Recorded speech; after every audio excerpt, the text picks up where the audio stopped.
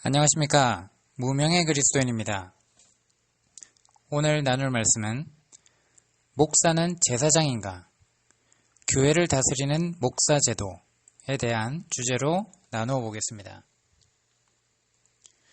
목사가 자기 스스로 제사장이나 선지자인 것처럼 행세하는 것은 신약 성서의 가르침을 따르지 않는 명백한 잘못이며 그리스도의 말씀을 따르지 않고 세상적인 지배 구조를 따르는 것입니다.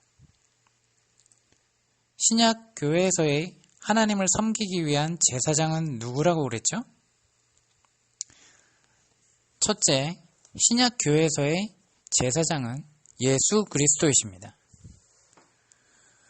히브리서 7장, 8장, 9장은 옛 언약인 구약이 새 언약, 신약으로 대체되었다고 선포를 합니다. 새 언약 아래에서는 예수 그리스도는 우리의 대제사장이십니다. 더 이상 우리가 제사제도가 폐하된 이후로 하나님 앞에 나가는 대리자가 필요 없게 되고 예수 그리스도께서 우리에게 친히 찾아오셔서 모든 믿는 자들이 주님의 형제요, 주님을 따르는 교회 공동체가 되고 주님의 지체가 된 것입니다. 둘째, 대제사장인 그리스도께서는 자신을 단 한 번 드리는 영원한 제사, 영원한 희생물로 드리시고 그분의 몸인 모든 거듭난 그리스도인들을 제사장으로 세우셨습니다. 그리스도께서 세운 이 새 언약 아래서 모든 거듭난 그리스도인들은 거룩한 성직자들입니다. 너희도 생기가 넘치는 돌들로서 영적인 집으로 건축되고 예수 그리스도를 통하여 하나님께서 받으실 영적 희생물을 드리는 거룩한 제사장이 되었도다.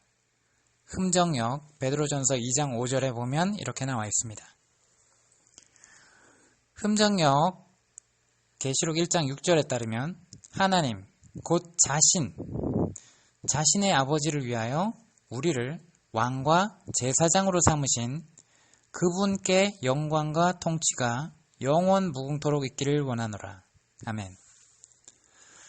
이 새 언약은 그리스도께서 다시 오실 때까지 변할 수 없는 법인 것이죠. 예수 그리스도에 의하여 세워진 주님의 몸인 신약 교회 공동체는 이미 완성된 신약 성서만이 유일한 신약 교회의 교리이고 기준이어야 합니다. 어떤 사람도 어떤 단체, 종교 집단도 그리스도께서 세운 이 새 법을 변경하거나 새로운 법을 재제정할 수 없습니다. 이것에 동의하십니까? 이것을 믿습니까? 그리스도에 의하여 왕같은 제사장이 된 거듭난 그리스도인들을 평신도라고 규정하고 왕같은 제사장의 위치에서 끌어내려 놓는 것은 명백한 오류라고 할 수 있습니다. 주님의 말씀인 신약 성서를 볼 때 이러한 진리들이 분명함에도 불구하고 세상적 조직 체계, 피라미드식 지배구조, 위계 체계를 만들어 놓고 그리스도의 몸이자 왕같은 제사장인 형제들을 자신들의 아래에 두고 그 위에 군림하려 하는 것은 그리스도의 말씀에 순종하기보다는 자신들의 욕심에 이끌려 자기들의 배만 섬기려는 것입니다.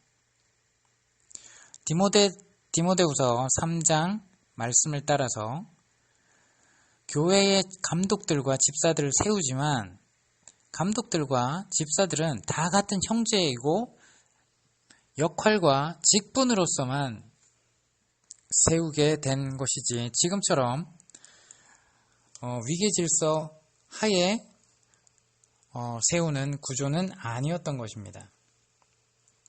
오늘날 한 지역에 교회가 세워짐에 있어서 고려되는 세 가지 요소가 있겠죠.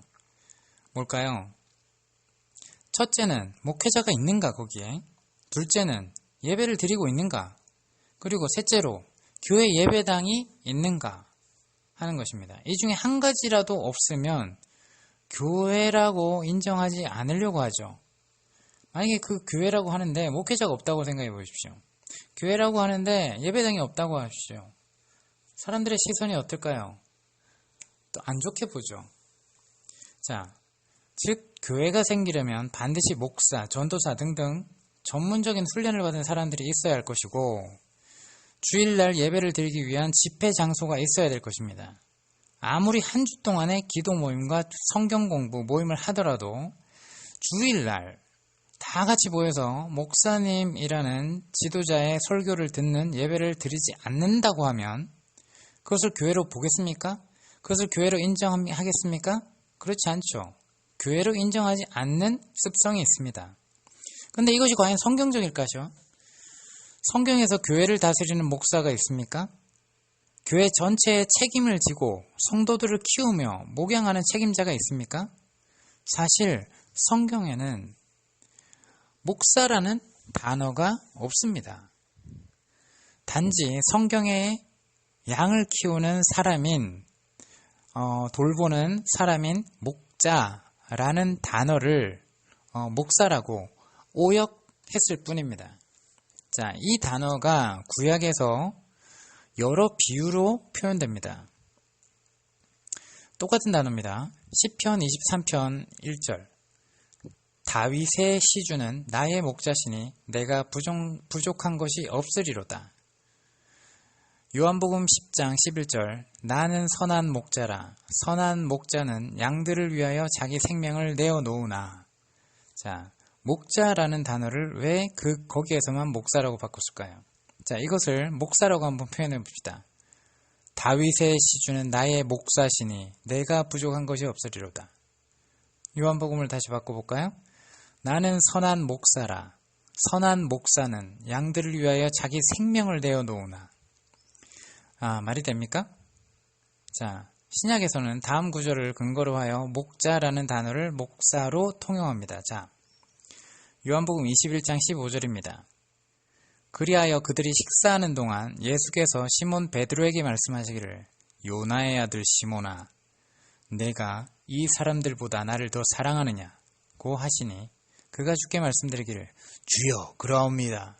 주께서는 내가 주를 사랑하는 줄 아시나이다 라고 하니 예수께서 말씀하시기를 내 어린 양들을 먹이라고 하시니라.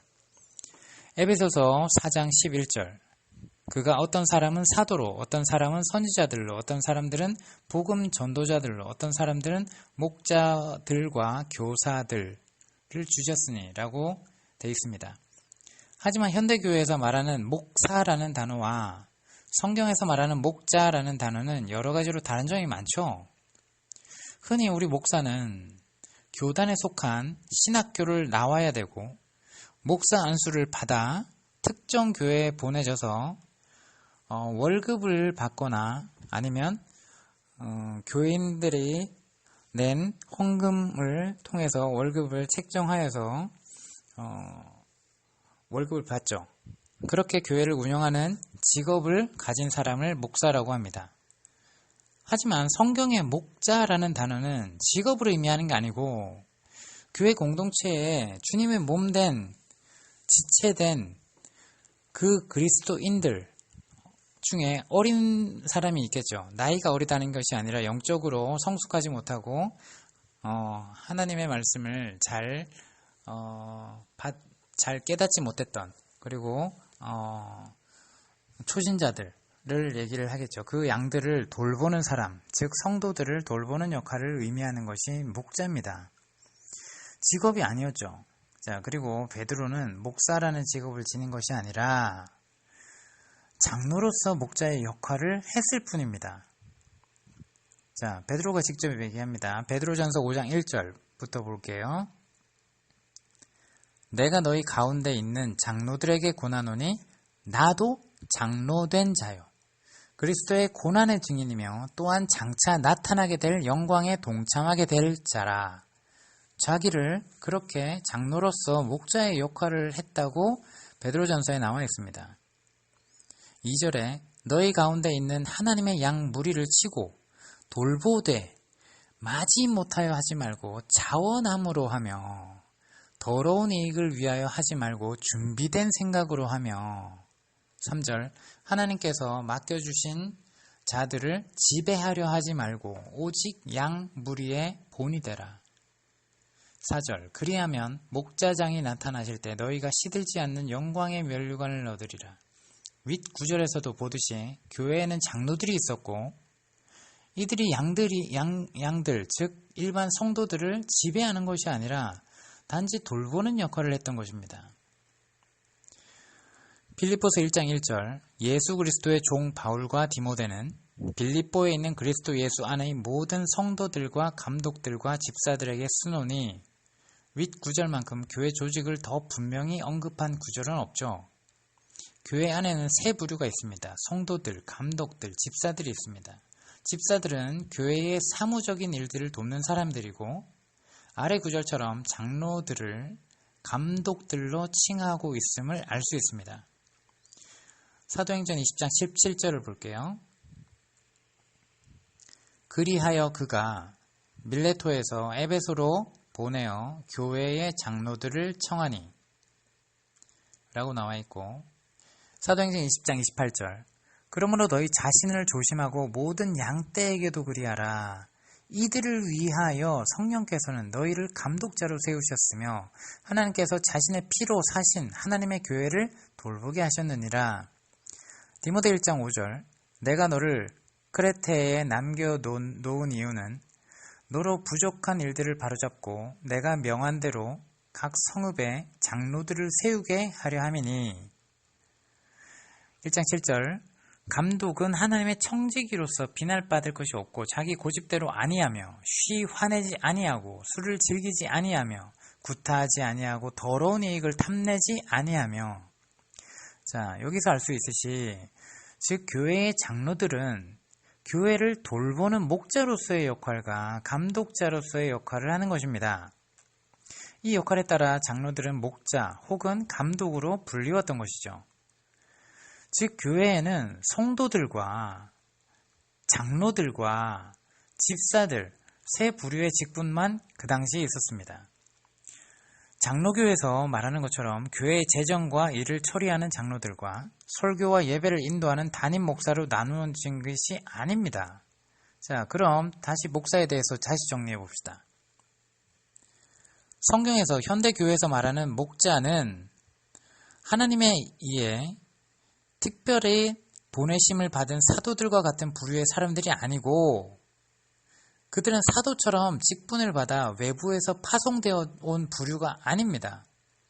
이들은 본래 한 지역에 있던 형제들이며 즉 초기 장로들은 사도들에게나 복음 전도자들에게 복음을 듣고 구원을 받은 사람들입니다.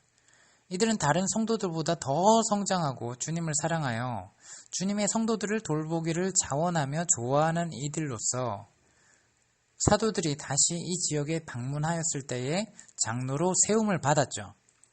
여기서 주의해야 할 점이 몇 가지 있습니다. 자, 이 장로는 그 지역의 일반 형제들 중에서 선정이 되었습니다. 즉 다른 지역에서 파송되거나 사명을 받은 일꾼이 와서 세워지지 않았습니다. 이들은 각기 직장과 가정을 가지고 있었고 단지 말씀에 능숙하고 주님을 사랑하는 사람들에 깨어있던 자였던 것입니다. 즉 다른 곳에서 온 사도는 지역 교회 조직 안에 없었기 때문에 형제의 자격으로 집회에 참석하게 되는 것이었습니다.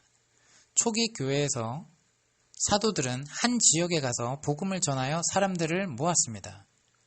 이들에게서 좀 더 성숙한 그리스도인들을 장로들로 삼아 그들은 교회를 감독하였습니다. 사도들은 다시 다른 지역으로 복음을 전파하게 됩니다. 설령 사도들은 교회를 세웠다고 해서 그가 담임 목사가 되지 않았습니다. 지역 교회의 일들은 지역 교회에서 결정하고 운영을 하도록 했던 것입니다.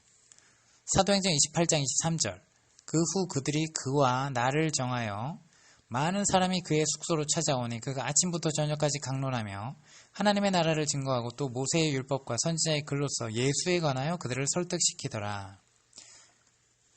여기서 바울은 로마 교회의 목사가 되어서 교회를 좌지우지하는 리더로서 자리하지 않았습니다. 그는 단지 숙소에 머물면서 성경을 가르쳤을 뿐이죠. 교회는 한 사람의 목사나 사도에 의하거나 몇몇 장로들에 의해 운영되지 않았습니다. 장로들은 교회의 사역을 하는 자들이 아니라 감독자의 역할을 하며 돌보는 자들의 일을 했던 것입니다. 감독자란 무엇인가? 말 그대로 감사처럼 일이 잘 운영되고 있는지 아닌지 감독하고, 사람들은 주도자가 없으면 교회가 될 수 없다고 합니다.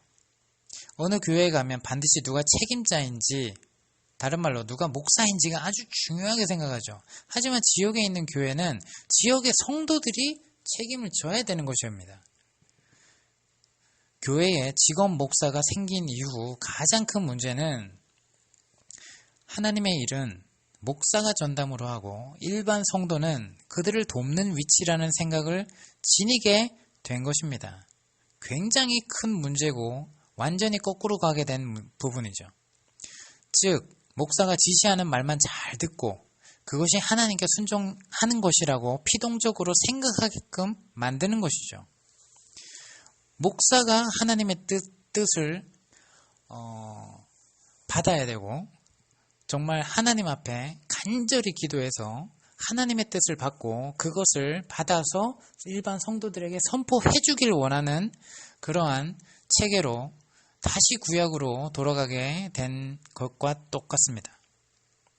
초기 교회 사역에는 실패와 성공이 없었습니다. 하나님의 은혜로 성도들이 더하여진 것이 축복이긴 했지만, 그렇다고 박해로 교회 성도가 줄어들 때도 교회 사역은 실패가 아니었습니다. 사람들이 많으면 그것이 성공이고 사람들이 적으면 실패고, 이렇게 생각하는 개념이 아니죠, 교회는. 근데 오늘날 어떻게 했죠? 성공했다, 목회에 성공했다, 성도들이 많이 거치고 큰 예배당이 세워지고 헌금이 많이 거쳐지면 이것이 성공입니까? 많이 전도해서 하나님 앞에 많은 생명을 영광 돌린 것입니까? 근데 그것이 영적으로 다 구원받지 못한 자들이라면 어떻습니까? 거듭나지 못한 사람들이 10,000명, 20,000명 모여서 자기들끼리 종교 집단을 이루면은 그것은 하나님이 보시기엔 사람의 모일 회자, 사람들의 모임과 똑같은 것입니다. 시장통에 박앤세일 한다고 바글바글 모여있는 거랑 똑같은 것입니다. 그것을 보고 부흥했다라고 합니까? 아니죠. 아무리 기도 행위를 한다 할지라도 그들이 거듭나지 못한다면 그것은 교회 공동체가 아닌 것입니다. 교회의 중심이 목사가 되자 교회의 성도의 증가와 교회당의 크기는 한 사역자의 성공과 실패를 가늠하는 척도가 됐다는 것입니다. 여러분, 이것은 대단히 잘못된 것입니다. 사람들은 교회의 교리나 가르침을 중심으로 모이기보다는 유명한 한 사람의 인격이나 감동적인 설교로 교회에 모이고, 그들이 욕심이나 죄로 인하여 잘못되면 교회를 떠나면 그만이 된 것입니다. 사람을 따르는 것이 얼마나 육신적인 일인지 성경에서 경고한 바가 있죠. 고린도전서 3장 4절을 읽어보십시오. 그리고 성경에서 하나님의 일꾼들, 즉 목사에게 월급을 주었다는 내용은 없습니다. 바울이나 사도들이 에베소 교회에서 매달 혹은 몇 개월에 한 번씩 얼마를 받았는지 아는가? 구약에 유일하게 발람이라는 선지자만이 은사를 돈으로 바꾸었습니다. 하나님을 섬기는 사람들은 손수 자발적으로 일하는 것이 좋고 그로 인하여 들어오는 돈이 좋습니다. 만일 그렇지 않다면 그의 쓸 것을 하나님께 바라봐야 합니다. 일꾼이 어떤 단체에서 주는 고정적인 월급을 바라서는 안 됩니다. 돈은 권위가 됩니다. 돈은 사람을 지배할 수 있습니다. 결국에는 하나님을 포장한 만몬신을 하나님이라고 믿으며 따릅니다. 세상에서 돈을 받은 사람 치고 그것을 주는 사람에게 지배되지 않은 사람은 없죠. 그래서 목사들이 많은 헌금을 내는 장로가 거듭나지 않은 장로임에도 불구하고 세상에서 악한 일로 돈을 많이 벌었다고 합시다. 자, 그래서 교회에 헌금을 냅니다. 자, 그 사람을 회개하라고 회개시키기 위하여 하나님의 말씀으로 강하게 지적할 수 있겠습니까? 강하게 권면할 수 있겠습니까? 그 사람이 우리 교회 안 나오면 어떡하지? 라고 염려하지 않습니까? 고린도전서 9장 13절, 성전의 일을 하는 사람들은 성전에서 나오는 것을 먹고 제단을 섬기는 사람들은 제단에 있는 것으로 나누어 가진다는 것을 너희가 알지 못하느냐? 고린도전서 9장 14절 이와 같이 주께서도 복음을 전한 사람들은 복음으로 살아야 한다고 명령하셨느니라. 이 구절은 목사가 월급을 받는 것에 대해 정당해 하는 구절로 아주 많이 사용되고 있는 내용이죠. 자, 그렇다면 복음으로 살아야 한다는 것이 무슨 뜻입니까? 이것이 교회에서 고정적인 월급을 받아야 한다는 뜻입니까? 여러분이 잘 읽어보십시오. 전체적인 문맥 속에서 그걸 읽어보십시오.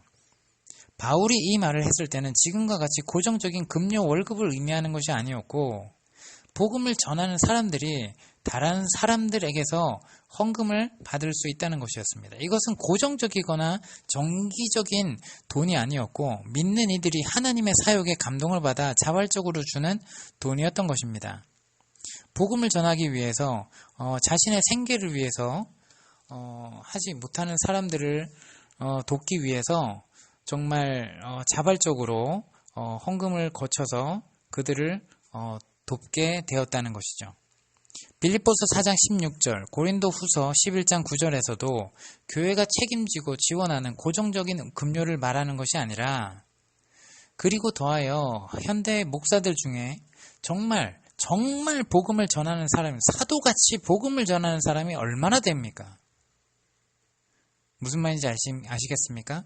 지금의 목사들이 하나님의 말씀을 전하는 그러한 복음을 전하는 사도 같은 자들이 아니라는 얘기입니다. 교인들에게 사람을 데리고 오라는 설교는 많이 하지만 정녕 그가 거리로 나가서 복음을 전하고 있는 목사입니까? 그렇게 복음을 전하는 정말 잃어버린 양을 찾아 떠나는 그 복음을 전하는 목사가 얼마나 됩니까? 즉, 복음을 전하는 사람, 즉 하나님의 사역자가 누구인가라는 점입니다. 교회 공동체 내에서 그들을 가르치기 위해서 말씀을 전하는 자들이 아니라 다시 말하면 하나님께서 보내심을 받았는가? 만일 하나님께서 보내심을 받은 사람이면 그는 하나님께서 책임을 지시고 복음으로 살 수 있습니다. 하지만 그렇지 않다면 그는 다른 방법으로 살아야 하는 것이죠.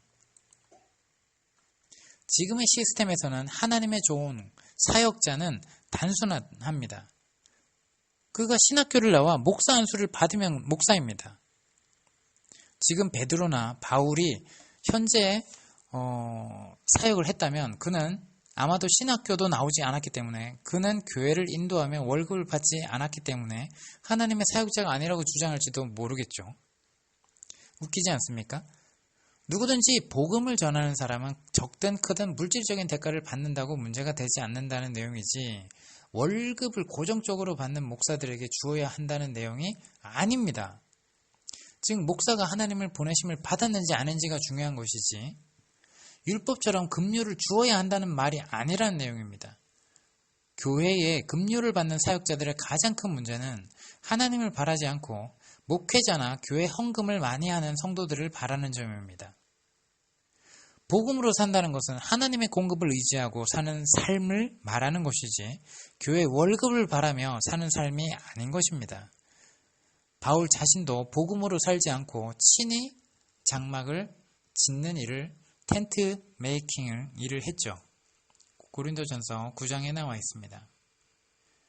그가 덜 영적이어서 하나님의 공급을 의지하지 않았기 때문에 그랬던 것입니까? 바울에게 하나님의 감동으로 물질을 주고자 하는 성도들이 없었기 때문입니까? 바울은 그들에게 받을 자격이 있었고 받을 수 있었으나 거절했던 것입니다. 고린도전서 9장 11절에서 15절 정확하게 여러분들이 읽어보십시오. 왜냐하면 그는 그가 받는 돈에 의해 지배를 받을 것임을 알았기 때문입니다. 제가 목회를 하면서 성도들에게 돈을 받으면서 정말 그걸로 생계를 유지하면서 했다 그러면 그들을 돌보면서 있었다면 저는 그들에게 지배를 받고 차후에는 내가 꿀먹은 벙어리처럼 그들이 좋아하는 말씀만 골라서 설교를 하고 감동적인 설교만 하게 될 것입니다. 회개를 촉구하며 정말 그들이 잘못된 길로 갔을 때 강하게 회개를 촉구하는 설교를 할 수 있어야 되는 것입니다. 현대 교회의 조직과 초대 교회의 조직 사이에는 큰 차이가 있습니다. 그중 하나는 목회자를 중심으로 운영되는 교회, 즉 사역자와 비사역자가 명확히 구분되는 것입니다. 비사역자, 즉 평신도는 사역자인 목사에게 정기적인 헌금과 예배를 드리면 하나님의 일을 잘하는 영적인 성도로 인정하고 자신도 또한 할 일을 다 했다고 생각하는 어리석음이 있죠. 이러한 시스템은 모든 종교 제도에서 볼 수 있습니다. 불교나 천주교에서 얼마의 시주와 예배로 불심을 인정받고 사역자는 그들을 대신해서 중보하는 일을 하죠. 그리고 교회에서 목사가 헌금을 강조하는 이유는 교회는 목사의 것이기 때문입니다. 자신의 급료는 하나님에게서가 아니라 교인들에게서 나온다는 것을 현실적으로 너무 잘 알기 때문이죠. 당장 성도가 몇 명 줄어보십시오. 그들이 어느 정도 정기적인 11조와 헌물로 돈이 모여져야 되는데 생명이 안 오게 되면 어떻게 됩니까? 그래서 헌금을 그렇게 강조하는 이유입니다. 교인을 예배를 드리게 해준 목사에게 그 대가로 헌금을 목사에게 제공하는 것입니까? 교회 목회자들은 그의 교인들이 순종을 잘하여 헌금도 많이 내고 교인들도 많이 데리고 오길 바랍니다. 하지만 그들이 성경을 많이 알기를 진짜 원합니까? 목회자들이 성도들에게 성경을 정말 많이 알기를 간절히 원하고 그렇게 가르칩니까? 정말 자기같이 정말 전도자로서 살아갈 수 있는 그 수준까지 키우십니까? 만일 어떤 사람이 목사님보다 성경을 많이 알게 되고 하나님을 사랑하여 그의 뜻을 행하고 싶어 한다면 과연 그 목사는 어떤 반응을 할까요? 그를 강당 위에 세울 수 있습니까? 더하여 그가 기존 목사님보다 더 설교를 잘하게 되거나 사역을 더 잘하게 된다면 그 기존 목사는 어떻게 해야 됩니까? 여기서 목사가 교인들이 성경을 많이 알기를 원한다고 했을 때 그들이 자신들에게 헌신되고 순종적인 교인들이 되기 위해 많이 알기를 원하는 것이지 자신보다 더 많이 알기를 원하고 자신의 자리를 대체할 만큼 알기를 원하는 것은 절대로 아닐 것입니다. 여러분 생각해 보십시오. 그리고 이거를 목회자들이 이 말씀을 듣고 있다면 정말 자신을 돌아보십시오. 목회자는 교인들이 자신의 사역의 도구가 되길 원하지 그들이 자신이 위치를 넘보거나 독립적인 사역자가 되기를 원하지 않습니다. 계시록 2장 16절에 나오는 것과 같이 이것이 바로 니콜라당의 다른 형태의 가르침인 것입니다. 이러한 모든 가르침이 문제는 한 사람의 가르침의 문제가 아니라 대중들이 자신들을 주체적인 하나님의 성도와 사역자로서 인식하지 않고 제사장을 두고 그들을 대신하여 세우려는 게으름과 안일함의 결과인 것입니다. 자신들을 평신도로 인식하고 성경 말씀은 목회자들이나 열심히 하는 것으로 생각하며 매주 정기적인 예배와 헌금으로 모든 신앙생활을 다 했다고 안일하게 만족하도록 만드는 것이죠. 수많은 교인들 중에서 왜 그토록 복음을 전하고 성경을 올바로 가르칠 수 있는 사람들이 없습니까? 그 많은 성도들 중에서 마태복음 28장 19절 그러므로 너희는 가서 모든 민족들을 가르치고 아버지와 아들과 성령의 이름으로 침례를 주며 28장 20절 내가 너희에게 명령한 모든 것을 가르쳐 지키게 하라. 가르치는 것이 아니라 지키게 하라입니다. 예수님의 이 마지막 명령은 자신이 아니라 단지 사역자, 신학교를 나온 자들, 그 교단에서 안수받은 목회자들에게 준 말씀인 것으로 인식하도록 만들어졌죠. 사도권을 계승하는 자들은 목사들만이 아니라 예수님을 따르는 모든 하나님의 자녀들인 성도들임에도 그 성도들은 자기에게 그 사도권이 계승됐는지도 정확하게 깨닫지 못하고 목회자들에게 그 책임을 다 떠넘기고 우리 목회자가 잘한다, 우리 목사님 잘한다 만 하고 있습니다. 여러분, 누가 과연 그렇게 가르치고 누가 과연 그렇게 키웠을까요? 깊이 생각해 보아야 할 문제일 것입니다. 이상입니다.